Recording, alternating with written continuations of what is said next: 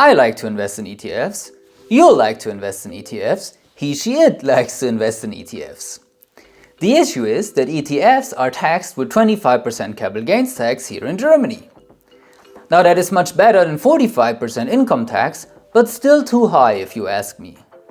I like to invest and pay zero taxes, or even a negative tax rate, so you get money back from the government when you invest in ETFs.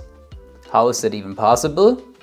Here's how. When you invest and do something good for society, the German government is rewarding you with tax benefits.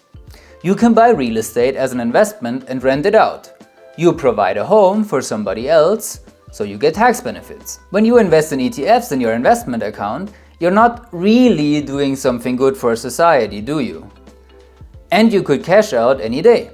Have the weekend of your life in Las Vegas with and come back poor. Rich in experiences, that's for sure, but financially speaking, poor. Now, if you can prove to the government that you will never ever be so poor that you have to rely on Social Security, you are absolutely doing something good for society and get tax benefits. So we just have to find a way that prevents you from cashing out all your investments at once. And that is called Base Pension Level 1. A Base Pension Level 1 will allow you to invest in ETFs like you would in a regular investment account. At least the good pensions allow you to do this. Let us know if you want to know which Base Pension Level 1 is best for you by booking a free meeting on our website. And while you are investing in ETFs inside your base pension, you will get major tax benefits because you're doing something good for the German Social Security system. How much are you saving in taxes exactly? Follow me to the base pension calculator on our website perfinex.de. Link is in the description so you can play around with the numbers yourself. Type in if you're married or single, your taxable income, if you have kids or pay church tax, the German state you live in, and lastly, how much you would like to save every year. We selected 200 euros to start with.